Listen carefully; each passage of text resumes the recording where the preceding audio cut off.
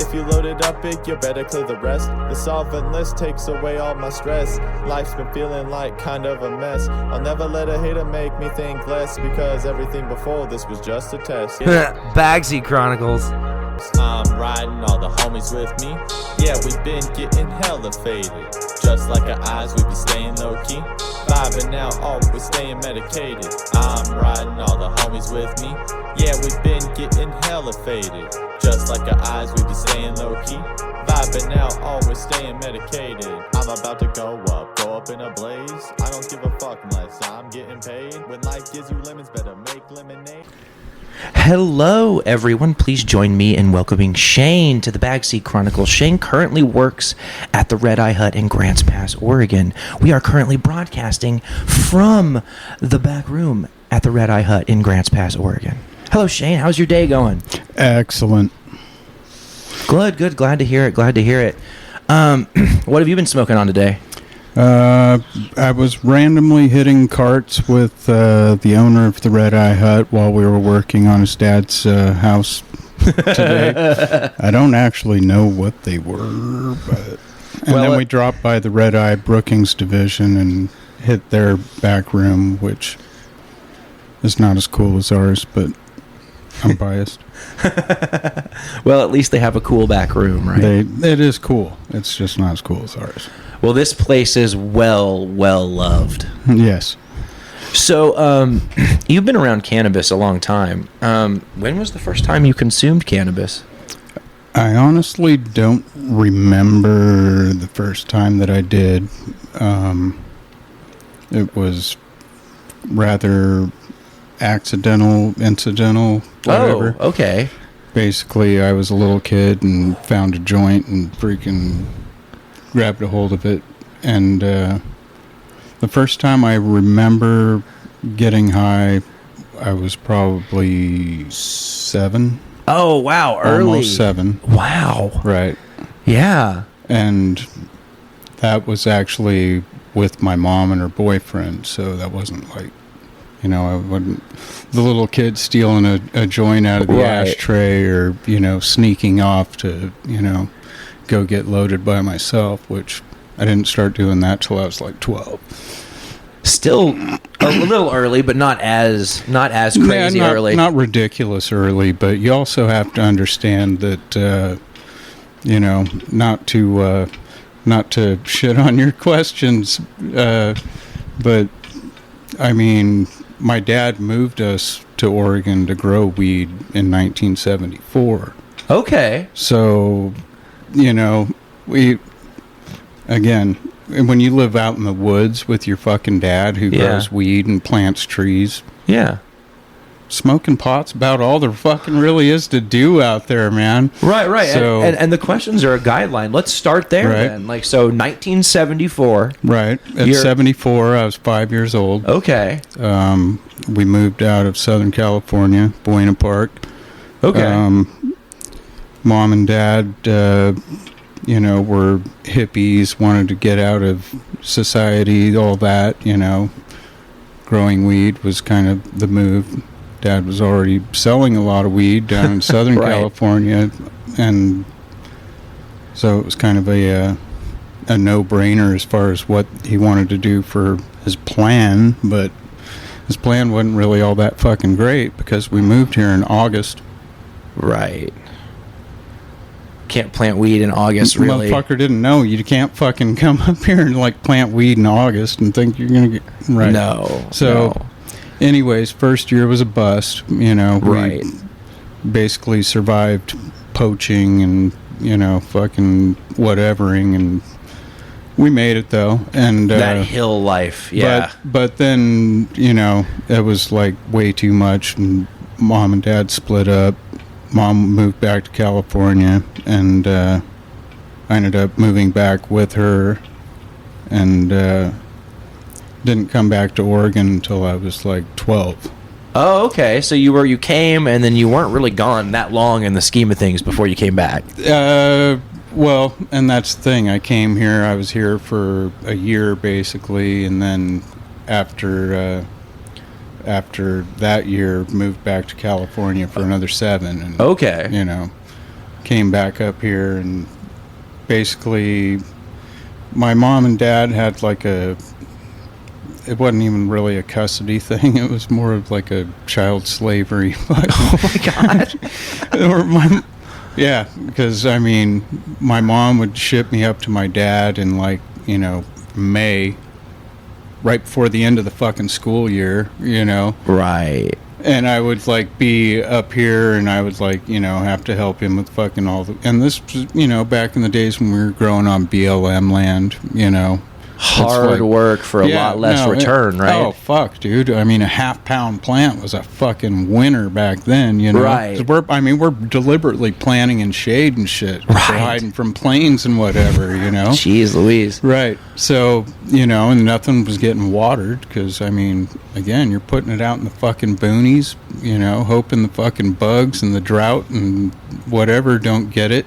Truly playing a numbers game. And, right. But that's the thing. We're stuffing like 2,500 fucking, because we know that, if we're lucky, fucking 1,000 of them are going to make it. And out of those 1,000, fucking, a lot of them might not have much more than 1.5 ounces of fucking, weed on them, really, So when you're planting, are you planting seeds directly into the ground, or are you bringing out starts? We basically had these little, okay, like I said, my dad was also a tree planter. Okay. So we would basically go out there like we were going out to plant trees. We'd have the little fucking plastic tubes that, full of soil that they would, have the little fir seedlings in for the tree planting. But we'd have, little fucking 9-inch fucking starts in them. But yeah, they were all started from seeds, and fucking folded over paper towels on fucking plates. So you'd start bringing them out in May. We'd go stick them in the ground freaking, usually right around Labor Day weekend or Memorial Day weekend, So in the 70s... when the light would get freaking enough to where they weren't going to like, want to flower and fucking freak out or anything. Did you select for sex at all? Oh, yeah. Okay. No, absolutely. Okay. I mean, that's... and got to mention too that like this is by the time freaking I was back up here, it was in the early 80s. Okay. And my dad was getting like $2,000 a pound for fucking weed down in LA. Right. And $2,000 was fucking money in 1983. I wasn't around. I mean, motherfucker was buying cars for fucking $1,100 or whatever. You know, I mean, $2,000 for a pound of weed. Right, man. Especially when he had, like I say, I was kind of his fucking captive fucking labor force and everything. Oh man, yeah. And so basically, I would end up staying in Oregon, with my dad until about Christmas. Yeah, that's the season. Yeah. And by then I was done making hash and fucking trimming and doing all the fucking whatever. God, and he had you working so hard. Oh, fucking, yeah. I mean, like a motherfucker. And, but, and then he'd send me to California with fucking, some money for my mom and, this and that. And then I'd be back in California until fucking almost the end of the fucking school year. Almost, not quite. I would start and finish school, or start at the same school. Yeah. But then the whole fucking middle of the year was at a different school in a different state. That's so wild. It was fucking weird. And it was like a culture shock too, because I was going from, BFE where there was barely fucking electricity, Right. Our phone was on a party line with fucking like 2 other houses and shit. So wild. To, going down living in Long Beach, Like 2 very different places, and like I think a lot of people like I asked you if you selected. But I smoked a lot of fucking weed when I was in Long Beach too, though. Right. I mean, yeah. Trust me, dude. I was not going home empty-handed just because good. Just because my dad didn't fucking know I was, he wasn't like going, here's some fucking weed for all your hard work. I was hey, here's some fucking weed for all my hard work. So you worked for your dad until you were 18? 15. 15, okay. Did you leave home at 15? Actually, I turned 16 while I was at my mom's and freaking got emancipated. Okay, so you bounced. So I never came back. Okay. And did you come back up to Oregon? I did, actually. Okay. And that's the funny thing was that, I knew I wanted to get the fuck out of California, but I knew I didn't want to live fucking out in Tiller, fucking BFE. Right. So I ended up moving to Roseburg, where my mom's brother lives. And, I kicked it with him for about 3 months and made enough money to freaking move. And so I ended up coming to Grants Pass just because it was like the easiest place to move from Roseburg. Right. So Still close enough to where I was gonna, be close to my uncle and stuff, but I wasn't gonna be like, so close to him that totally. Right. So the whole thing was about my independence. Or totally. whatever. So I'm 16. Don't fucking tell me what. So to do. so you're 3 months. Yeah, you're still 16, and you move independently to Grants Pass. Right.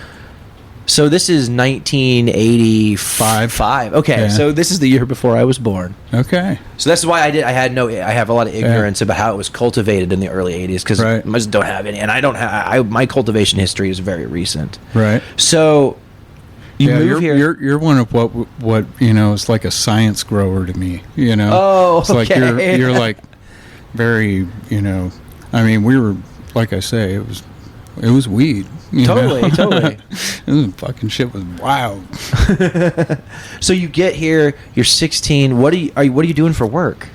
When I first got here, I got a job at KFC. Okay. Just fucking, I found a studio apartment for $150 a month, and moved in there.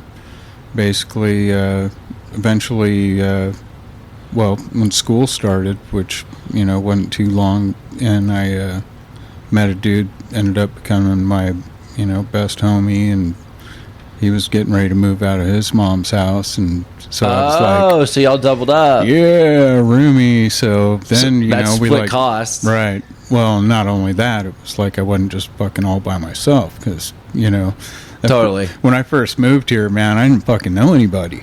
Oh, right. That can be weird in a new town sometimes. Especially when Grants Pass used to be way smaller, too, right? Yeah, I mean, I'd like hang out at the record shop or whatever, fucking hoping to meet some cool people or whatever. But, and did you go back to finish school here in Grants Pass while you were working? You did? Yeah. Wow. Right. And that was like, and like I say, when I started school, it was like when I started meeting people and everything. And, right. And one of the people I met was dude also ended up becoming a really good friend of mine, and his dad had a drywall company. Okay. And he put me to work, to where I was like able to make more money than I could at KFC. Right. I'd go like scrap a few houses out for him and stuff, make like, $150 over the weekend, where I was, like barely able to pull down $150 working 4 shifts at fucking KFC. Yeah. So, that was like a big level up. And then when I got out of school, he like hired me on full time. Nice. Hanging drywall. And me and his son were just maniac fucking stoner fucking. Okay. We were like BMX fucking maniac fucking stoner. We were making good money, spending it on weed and BMX bikes, and just having fun. And just fucking, I mean, wild as fuck at work. I mean, we just had fucking a ton of fun, and I mean, it was like living the good life, for like, after all that bullshit of like starving my ass off and fucking working at KFC and going to high school and fucking. That's a different kind of grind. It was fucking a full-time grind as a fucking 16-year-old kid. Yeah, that's hard. Who's still fucking, learning. Well, I'm fucking drinking and fucking smoking a lot of fucking weed and doing fucking whatever drugs he'd get his hands on. Jeez Louise. So, it was fucking kind of a crazy time for a while there. And like I say, once I got out of high school and fucking, hanging out with Rob and making all that money, and then me and Rob became roommates, and Okay. we had like total fucking pimp castle, and it was like shit only got wilder for a while, you know, and then You were the guys on the block my mom would have hated. well, and this was when, you know, I got this wild idea. Okay, Rob and his dad were big hunters, Okay, I got you. and I'm going out with these fools, you know, going out fucking hunting and everything, and I'm like going, God damn, that looks like a good place to grow some weed. That looks like a good place to grow some weed. That looks like a good place to grow some weed, you know. And so the bug kind of hit me. And Right. so I went out, you know, and did some fucking guerrilla grows. And Late 80s. yeah, this was like 89. Wow. And definitely, you know, fucking cleaned up, you know, because I wasn't throwing out like 2,500, but, you know, I wasn't fucking way out in BFE like my dad was either, you know. Right. I mean, this was shit that was like within fucking 25 miles of town and shit, you know. Ooh. And Wow. I was still throwing up like 300. So, other than that, were you using pretty similar methods to how you did with your dad? Oh, yeah. Yeah. No, I wasn't fucking with it at all. I mean, I'd just go out there, I'd stick them in the ground, try and fucking remember where they are when I came back. Right, you know? right. Yeah. Which, like I say, I smoke a lot of fucking weed, dude. I probably left a lot of fucking pot out there. Right. So, when would you decide to go check on it? Would you check on it in September and then October and then... No, I wouldn't go out until fucking the first full moon in October. Oh, Harvest that's just Moon. when you went. I went on Harvest Moon, fucking don't give a fuck. Yeah. So there weren't multiple trips out Nope. there to like look at Nope. trichomes Nope. or anything there like was that. There was a trip out there to plant it. There was a trip out there to fucking try and bring it home. Wild. And that's it. You know, Oh man, so just completely unassisted, unaided. unwatered, fucking, you know. And like I said, sometimes you had to plant it undercover, you know. Right. I mean, places that you would look at and go, that is like the fucking least ideal place to put a garden. Right. Yeah, exactly, you know. So how many years did you do that for? I did that for about 3 years. Okay. And between that and, I mean, I was just, like, selling a lot of drugs in general. You know, like I say, we had fucking the Pimp Castle, fucking party house. What other drugs were you selling? Oh, fucking LSD, cocaine, fucking, I mean, basically whatever, you know, So whatever did- people wanted. So That's did people like, did you get it from like a supplier or did you just come upon it? I had a really good coke connect. Okay. But as far as, like, LSD and stuff, that was just stuff I would, like, fucking get out on the dead lot, you know. Oh, okay. I was hoping Go we'd out get and- to that. Go out and fucking, yeah, I first encountered the dead in 87. Okay, so you right know. at the beginning. I mean, I grew up, like, listening to the dead, you know, on Okay. the records and shit. 'cause Right. My parents had them, and a lot of their friends were even more into the dead, you know. And I never, you know, I mean, to me, they were just fucking a band, you know. I mean, Right. they could have been the fucking Doors to me, you Right. know. And then I went to a fucking Dead show when I Right. was a senior.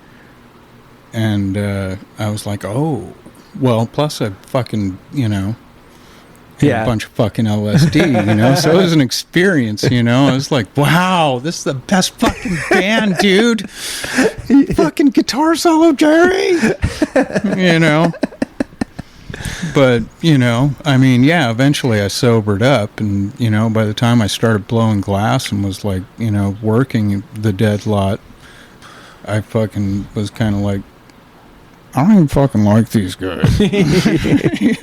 So you took to kind of hanging around the lot, selling stuff and working and blowing glass and it stuff. was an opportunity. I mean, it was a market, you know? Right. And it was a market that I knew, you know. It wasn't like I was like, you know, fucking some narc looking motherfucker. You know, I Right, mean, yeah. I fucking, as far as they could tell, I fit in, you know. Right. So But really, I was like way more, you know, I was a punk metal kid. Fucking, I Right. wasn't never into fucking jam band, fucking peace, love. Fucking, it's like, fuck you, hippie. I'll listen. And that was what we used to say on the lot all the time. In fact, a friend of mine tattooed it on the palm of his hand. Said, "Fuck you, pay me." Dude, I remember the first time I heard someone call someone else a custy. A custy. And I was like, dude, you just made money off that guy. I'm like, yeah, whatever, fucking He's a custy. custy. And I'm like, Fuck what that the wook. fuck? Like, can you explain to me? Like, because like the first time I heard it, I didn't quite understand. I still don't understand the concept of the custy. It's a culture thing, dude. It's a culture thing. You know, if you're not really part of the culture and you're a rich kid fucking just buying shit to look like you're part of the culture, right? You're a custy. Okay, thank you. That's pretty much, I mean, that's the most accepted definition of custy, you know, but I mean, custy is kind of like wook, you know. Totally. Depends on who you talk to. The definition can vary. Well, and I feel like when you hear someone say wook, they're not always saying it negatively, I feel like. Well, whereas wook is a pejorative. You think? Know? Okay. Oh, okay. it is. Okay, always It is. a pejorative. Well, okay. and that's the thing, though. It can be like a friendly pejorative, too. Right. You know, it's like a lot of fucking people, like, walk up to their best friend. Hey, what's up, dickhead? You yeah, know? totally. Okay. So, I mean, wook is kind of used that way a lot, too. You know, within the wook community. Right, you know? okay, yeah. Well, and there's some people that ride that border hard. Well, fuck those wooks.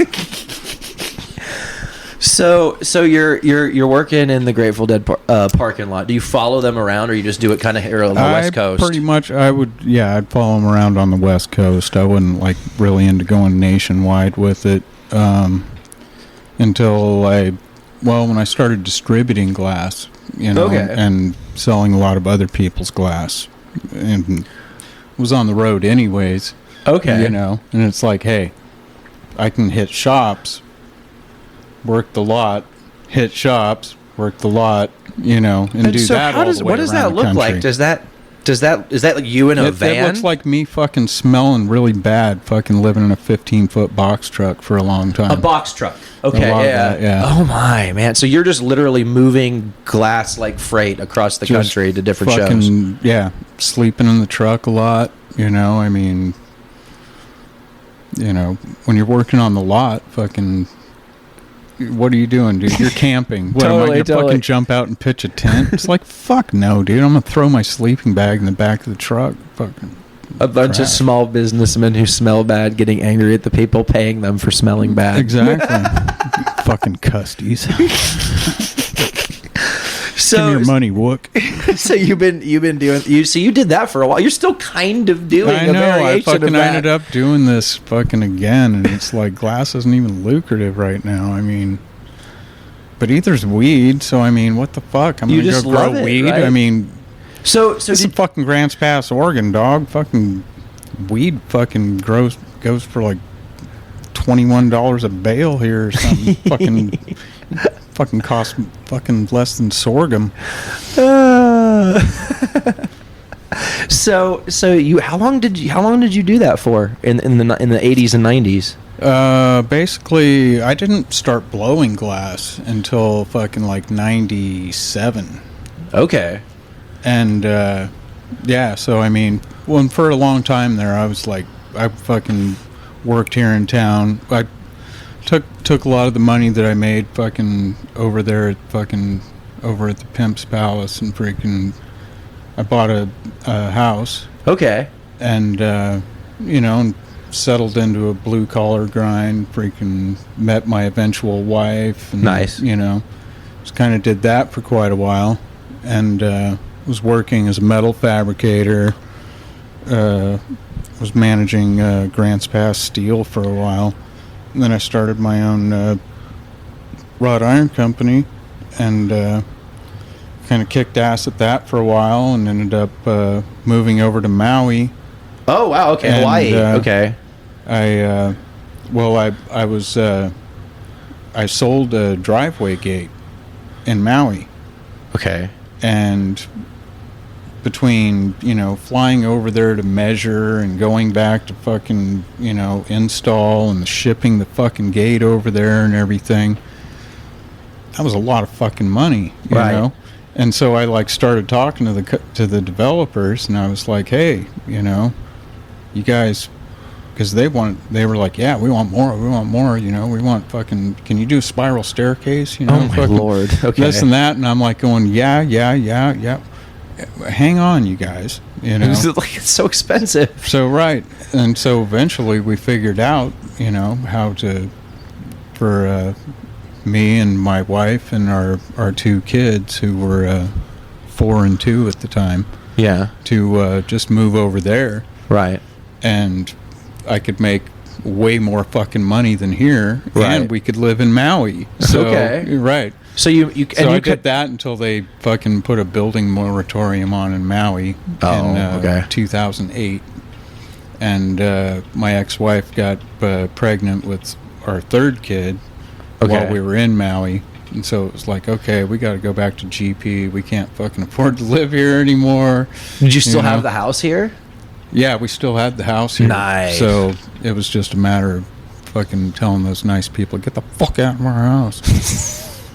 So cool. So it's 2009. At this point, fucking 2008. Okay, now here's the thing. Back to the weed thing. Yeah, okay, where we at with that? When I was in Maui, Okay. one of the things that I realized when I got there is that fucking place didn't have any weed, bro. I was wondering. I mean, they had weed. Right. They didn't fucking have weed like we had weed. Nowhere has weed like Oregon has weed ever in the history of time. Okay, and this was like 2008, so we're like well into the fucking medical years, you know. That's when I started coming down. Backyard horticulture freaking turned into the way to grow weed. I've been living that dream in my own yard since I got here. I started coming down here in 2010. And that's what trips me out is like, you know, people that freaking don't remember what it was like when it was really guerrilla growing, black market fucking, I mean, you know, I'm all crazy shit back then, you know. So, like I say, by that time, this place was full of fireweed, you know. Fucking all my fucking friends were growing fire-ass weed. You know, all my friends had fucking 8 cards or whatever, you know. I've just got the one now. And, you know, so I mean, and you know what that did. I mean, as far as the market goes and as far as the quality goes, you know, the fact that people were really able to baby it in their backyard and fucking, you know. I smoke it all in my backyard. They were hucking up some fucking trees and it was fire fucking weed, you know. And there's still people doing it like that. Over in Maui, they didn't have any of that. Right. And so I was like, fuck this, you know. After I got there, I fucking called up my homie and was like, dude, you need to fucking like send me a fucking pound, you know. I need a care package, man. Okay. Fucking, I am like out of fucking weed over here. And my landlord, who was like a tribal chieftain and shit, he's like big time fucking, you know, aristocracy in Maui and shit. Okay. His nephew was fucking one of the fucking main fucking beach hustlers, fucking, you know, the fucking weed plugs on the beach. Righteous. Okay. I fucking got him stoned, you know. Uh-huh. And fucking he was like, hey, bro, I fucking need to get some of that and everything. And so I was like, well, you know, I like sold him an ounce, you know. Right. And he fucking comes back like fucking that night. Yeah. And he's like, hey, he's all, how much you got? And I'm like, I don't have that much, dude. And he's all, could you get some more? And I'm like, yeah. I don't know. Let me talk to my friend. Next thing I know, I'm fucking like fronting this dude fucking 2 pounds every 2 weeks. Oh my god. And he's selling it in like fucking $10 bags on the beach, dude. How much was he? How much were you fronting 2 pounds for him a week? Basically, I was fronting him the weed for $11.50 a pound. Nice. Okay. I was getting it for fucking, you know, $8. Right. Okay. You know. Perfect. Yeah, you're making a little bit. You're making enough. And you know, yeah, I wasn't like trying to fucking kill him on fucking the price or nothing, because he was cool and fucking, and like I say, it was like fucking pretty cool hustle for me, because fucking that kept me and his fucking uncle in fucking great terms. And his uncle's my fucking landlord, who I can literally see off my front porch, you know. So it's all good in the hood. Right. Yeah. No, I'm just like buttering the bread and fucking making sure that fucking everybody's happy, and it worked out great. I mean, and that was one of those things where I didn't make any money, really, you know. But, you know, yeah, I was like basically putting an inconvenience tax on it, you know. I wasn't fucking like trying to fucking stroke the dude, because I probably could have fucking jacked him for fucking 17, you know. Easy. I could have doubled up. Yeah, you know, for sure. Because my weed was like 5 times better than anything over there, and it fucking pissed me off. The little fucker was selling it as Maui Wowie too. Yeah. But hey, okay, I'm just gonna say that back in the day, Mendo and Humboldt had way better marketing than we did. Yes. But you couldn't fucking tell the weed apart, you know, because we're so much in the same climate. Right. I tell people a lot of the weed they think is from California is actually from Oregon. We would fucking go ahead and market it. Oh yeah, it's Mendo, dude. Cali Bud. This is Mendo, bro. Fucking, you know, and I mean, hey, if I can sell it for another $150 a pound because you think it's from fucking 150 miles south, fine. Sure, You know? yeah. And they're not gonna be able to tell the difference anyway. Exactly. And honestly, depending on the year, sometimes the weed is. But anyways, that's why I couldn't really get that fucking or you know, saying it was Maui Wowie. Right. I mean, he knew that would what would sell it. Right. You know? But I was just trying if to he think, was like, yeah, this shit's from fucking Oregon, man. Dude in Prineville grew it. He'd be like, fuck you. I'd be more interested in that. I don't want to smoke Maui Wowie on the beach. I want to relax. I don't want to Well, if they know Oregon, though, they'd be Prineville. Fuck them cowboys, dude. Fucking they know no grow weed. Whatever, man. Everyone's backyard banging. Someone in Prineville knows how to grow weed, right? And yeah, my friend up there in Prineville is growing some fucking good weed. Oh man, so you get back from So I get back, yeah, it's 08. Now I'm dad with 3 kids, you know. I'm like still fucking trying to do the wrought iron thing. Shit is really rough because, you know, the housing fucking market fucking tanked. Right, yeah, that was about that time. Yeah, it fucking the next year and a half or so were like really fucking rough. And then I ended up just fucking working odd jobs for like fucking about 2 years. Right. And then I got offered a job down in Arizona to go. Oh, wild. To go manufacture Zong Bongs. Oh, cool, man. And yeah, actually that was a fucking hell of a cool experience. I mean, they took great care of me. I mean, I have nothing but fucking praise for Zong Bongs. So how long did you work for Zong, As far as I'm concerned, Uncle Eddie is fucking the best. And Ed, I didn't work there very long, really. Okay. Because upon moving down there, freaking my ex-wife decided we were splitting up, and oof. Right. So that fucking kind of just spun my whole world into a fucking like tailspin for years. Like about 5 years, maybe 3 to 5, right? 3.5 of being just pretty fucked up. You know, I ended up sorry to hear that, man. Yeah. No, and it fucking, you know, all that part of it fucking was just ugly, fucking not fun to talk about. But the, you know, the, one thing I can tell you about Arizona. Yeah. I was introduced to a dude that I was freaking hyped up about. This dude will change your mind about indoor weed. And I was like, really? And they were wrong.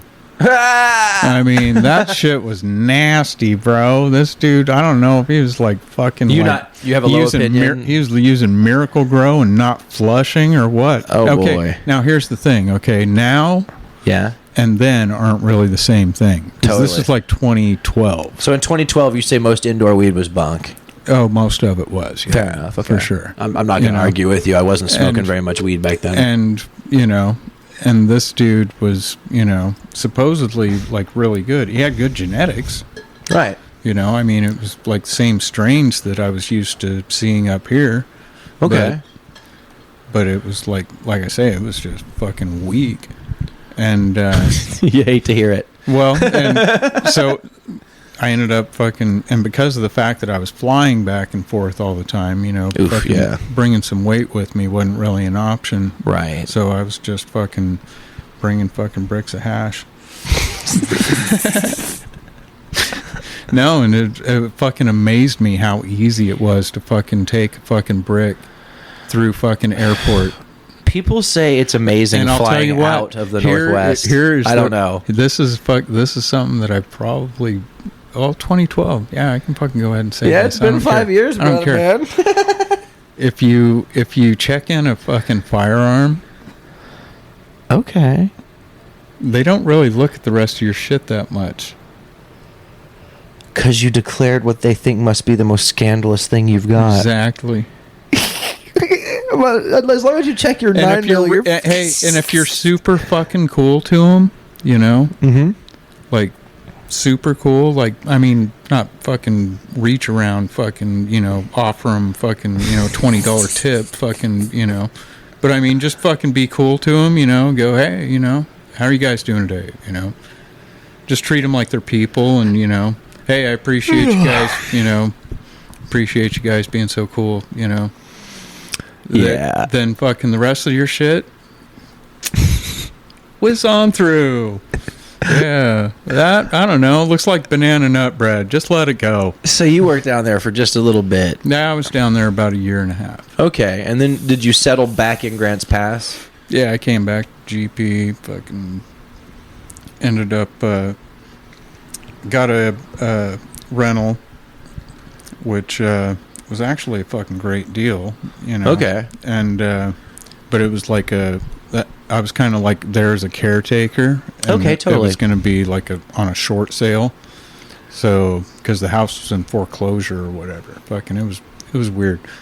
Again, there were so many houses in foreclosure though that the bank didn't really have any way to do anything with it. They were just making a little money while they waited. They were just like, well, no, the thing's just sitting in foreclosure. The bank owns it now.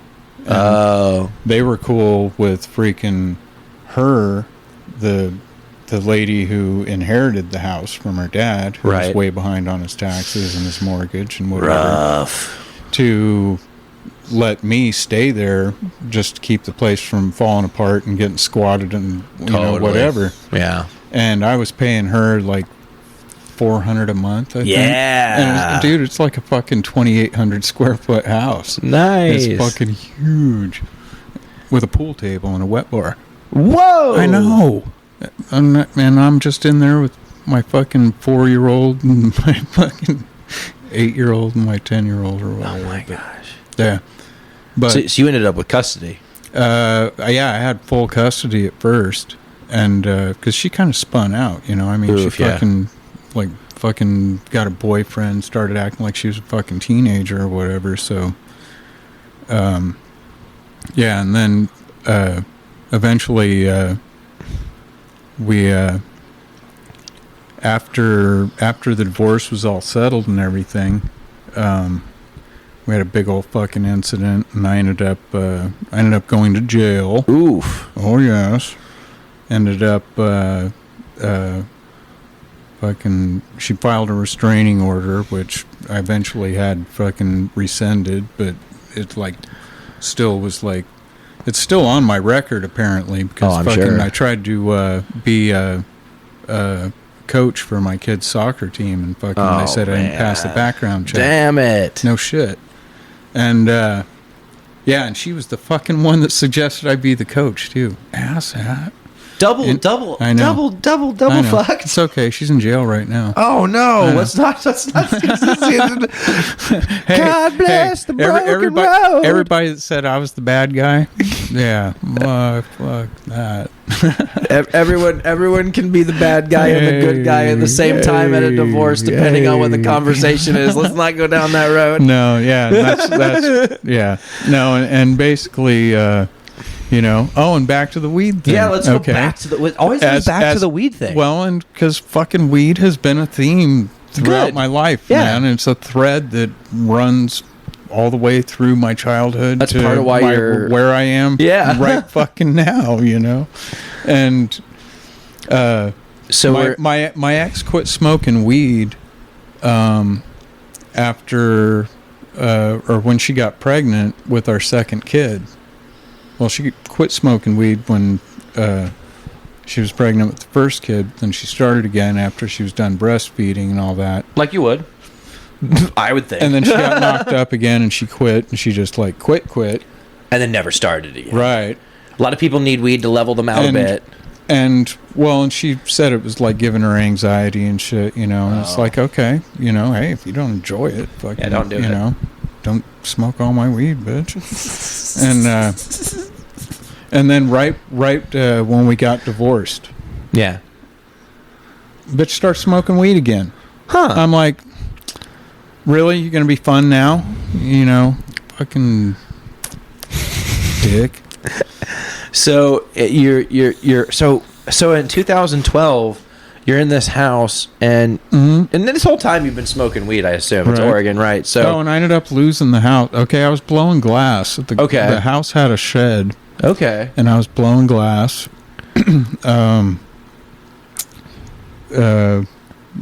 Fucking making drug pipes in a shed because fucking that's what I do. hell yeah. The Well, it's an oil burner. It's an oil it's burner. not a fucking crack pipe, dude.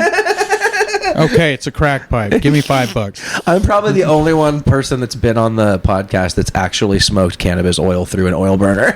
You probably are.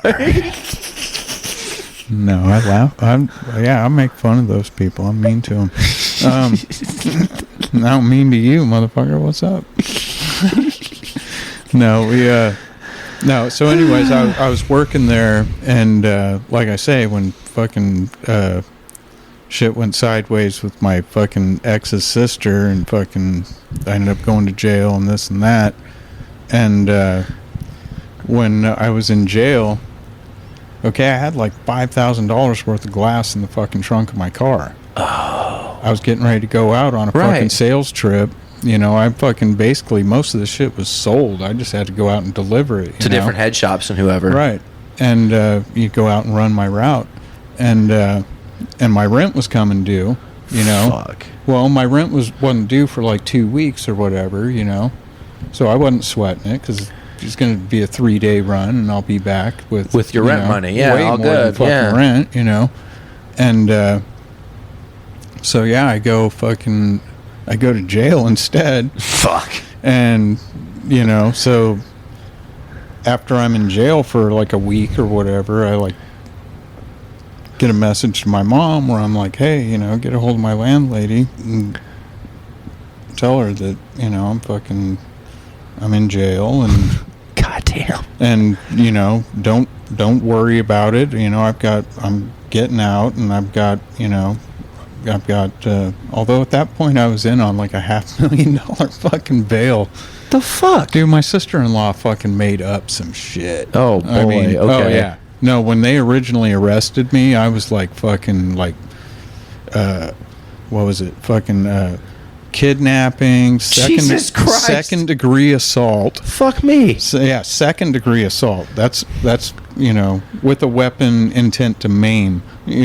So you're out. And I never even touched that. the bitch. Wasn't I a never thing. even touched Oh my god. Okay. Right. So, but okay, I was drunk, and I did fucking mouth off to the fucking cops, and they had a bunch of shit on the fucking tape that made me sound like a real fucking dick, to where my attorney was like, dude, they've got a freaking tape of you fucking calling them fucking cunt, bitch, whore, fucking everything else. He's all, this is not fucking look good, dude. And I'm like, Jeez Louise. I go, bitch fucking threatened to kill my kid, and he's like, I know. But he fucking, you were ranting and fucking, yelling at the fucking cops and shit, and I'm like, okay. So anyways, I realized that I'm not going to fucking just get out, Right. because even though there is no evidence, fucking my attorney's telling me to fucking cop to fucking menacing and fucking harassment, and I'm like, really? You know, so yeah, they gave me 45 days. Anyways, while I'm in fucking jail, I tell my mom, tell the landlady, I'll be out soon. Yeah. I've got the money in the trunk, you know, don't sweat it. So the landlady finds out, like, my mom for some reason fucking told her that I'm blowing glass there.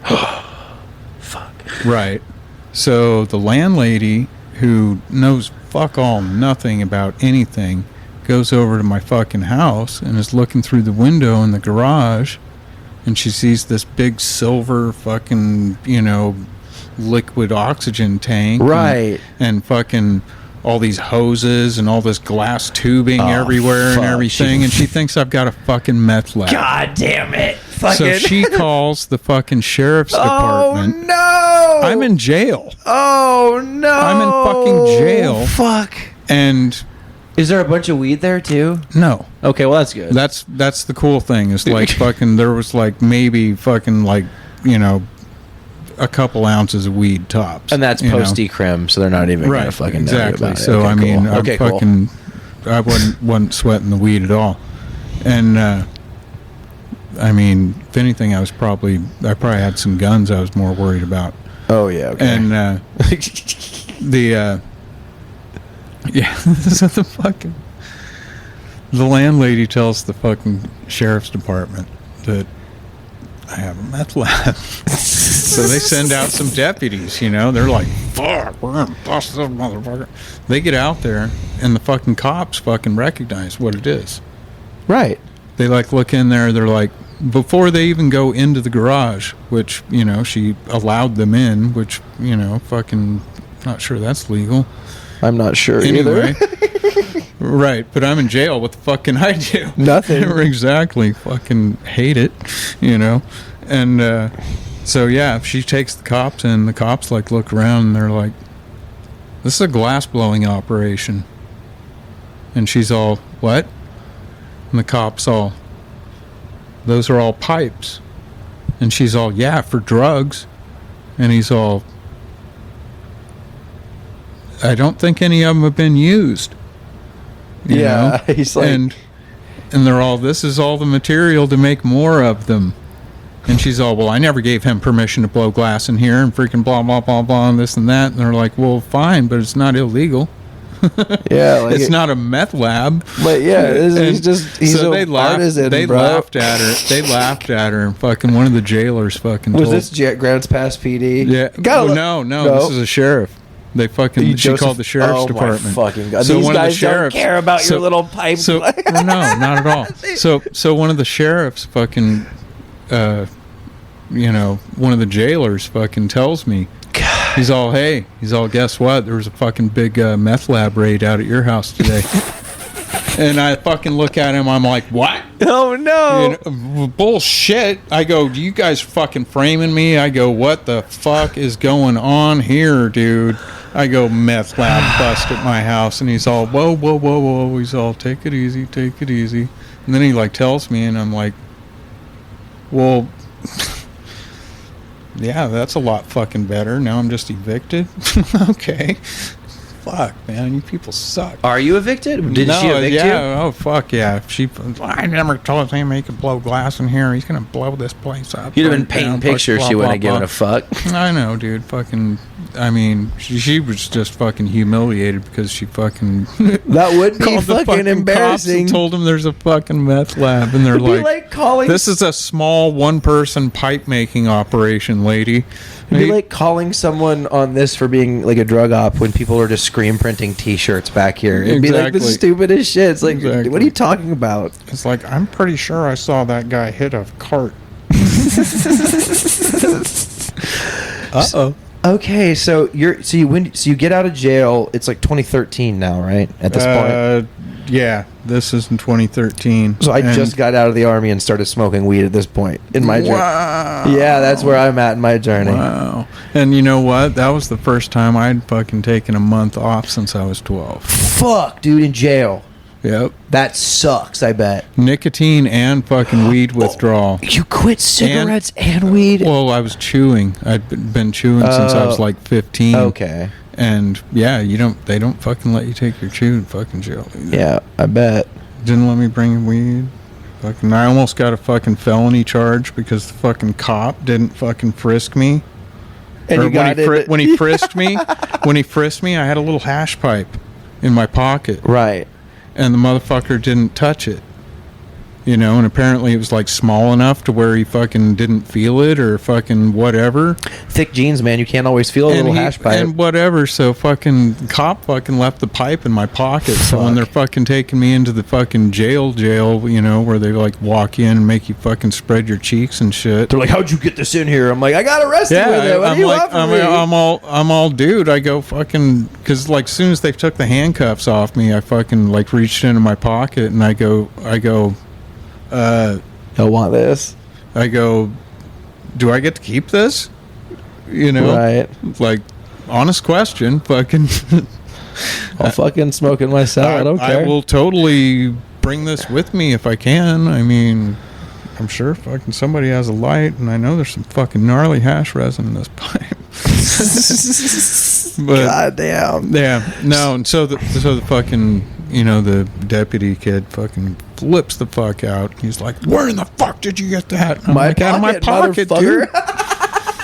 Yeah. I'm like, I don't even fucking know what you're tripping on, man. Okay. Fucking city cop fucking apparently thought it was cool.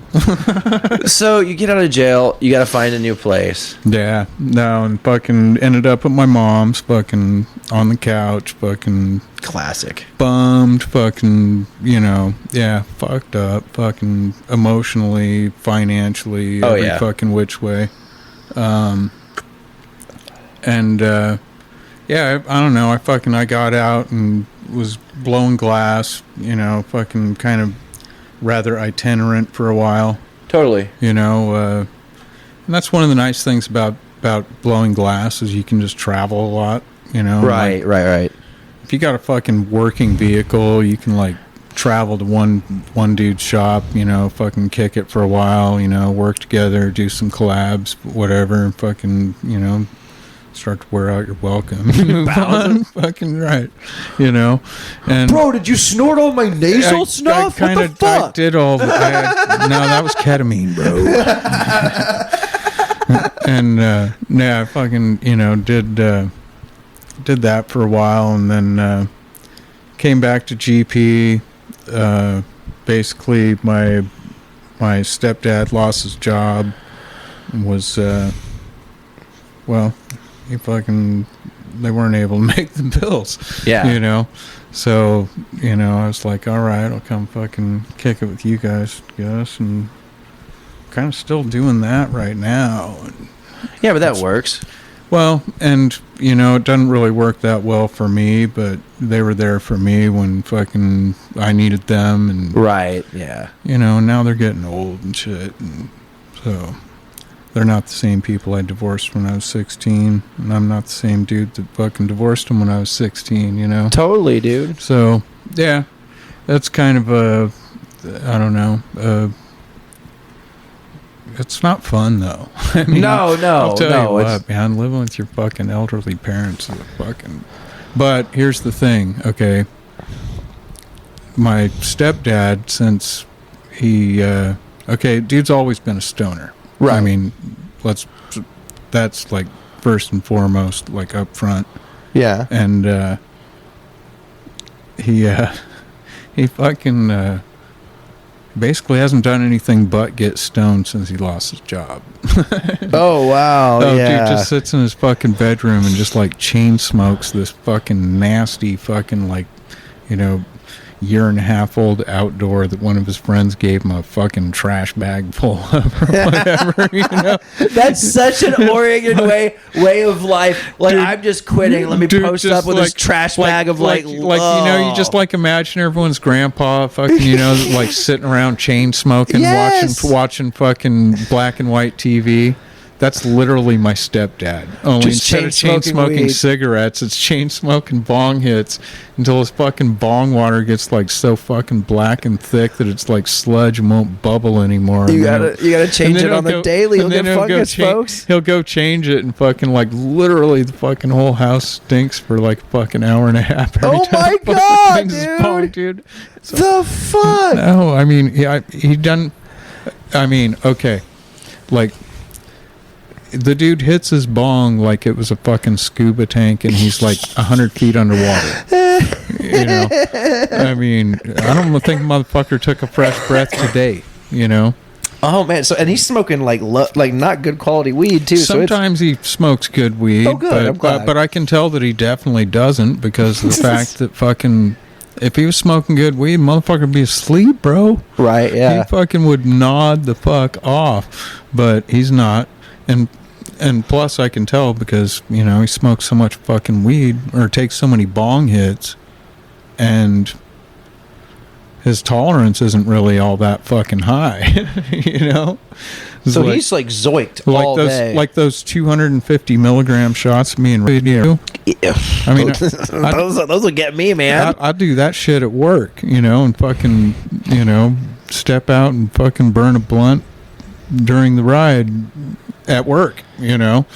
I'd have to take it. I would have to take it at the beginning of my shift to be good to drive by the end. I think it's pretty. It doesn't last that long. I'll have to try one of these Yeah, days. I get like maybe 3.5 hours out of one.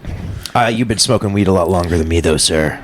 I have, and I mean, we got the e-nail fucking on demand freaking rips. So how long have you been working here at the Redeye Hut? Well, and that's a funny thing. I was laughing about that with Eric when we were on our way back.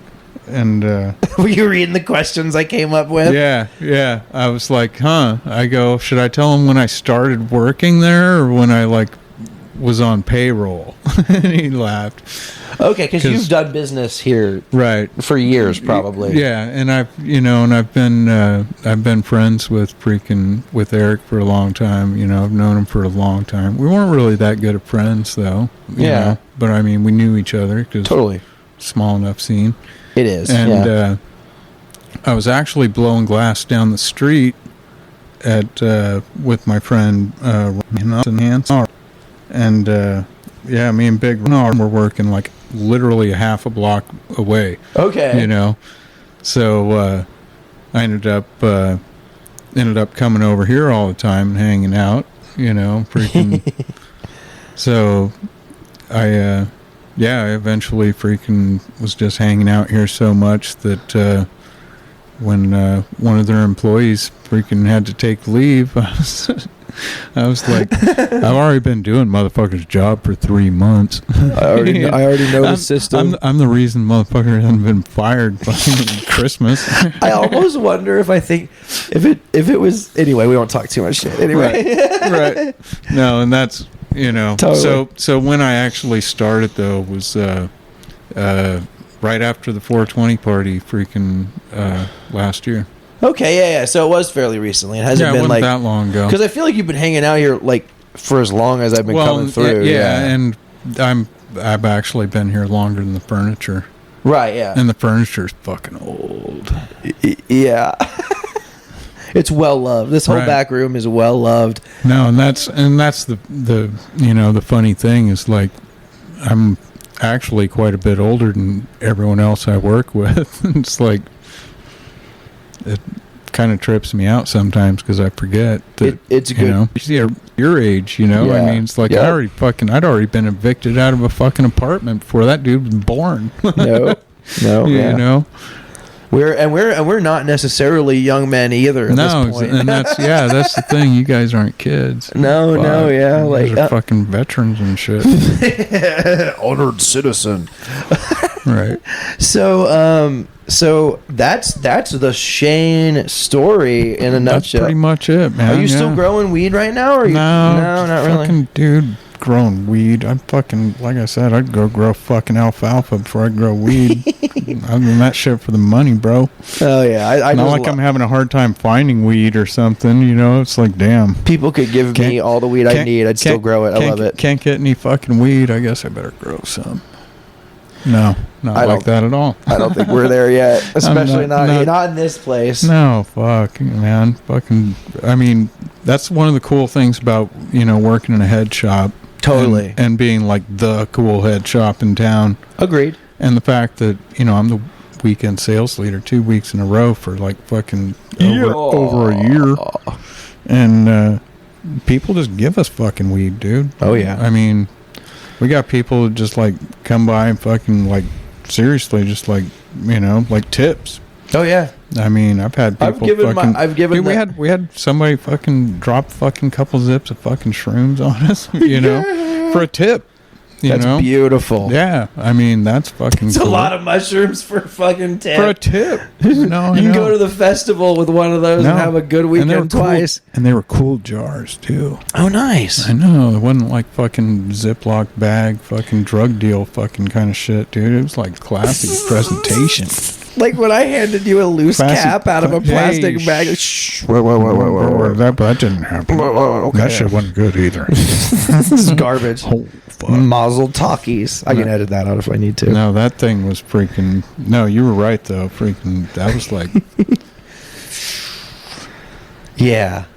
I did it all in one, so it was freaking... Quite the evening. Yeah, those UFOs or something else. I probably should have fucking like made that into some tea and like shared it with somebody. I told you that I had to be careful with them. I know, dude. I know, and I was like, well, and my buddy tells me and I I was should like, stop. it's one mushroom. It can't be a fucking hero dose. Well, and then I was like, no, it's not a hero Not dose. quite, but goddamn, dude, my moderate for sure. Like definitely effective. Feel my jaw clenching up. Fucking walls are breathing. Yeah, and shit. the ceiling starts like moving around like snake skin a little bit. Yeah. Good stuff. Good stuff. No, it was a good time. But so, dude, we've hit an hour if you'd believe it. I do believe it. Fucking, you got a big mouth. Fucking never stop talking. What's up?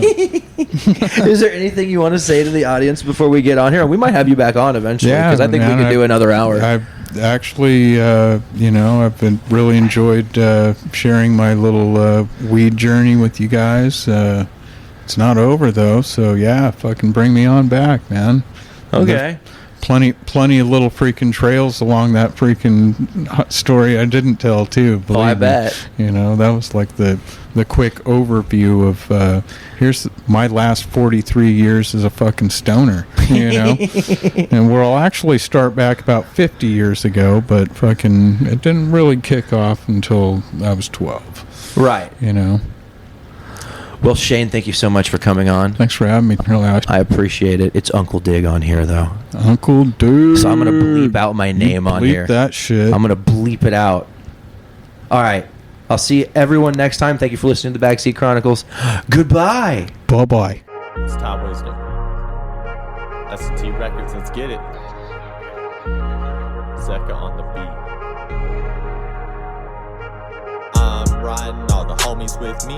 Yeah, we been getting hella faded. Just like our eyes, we be staying low-key. Vibing out, always staying medicated. I'm riding, all the homies with me. Yeah, we been getting hella faded. Just like our eyes, we be staying low-key. Vibing out, always staying medicated. I'm gonna get lit, take another fat rip off this bomb shit.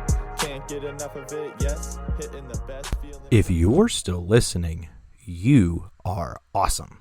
And if you like the Backseat Chronicles, you should share with a friend.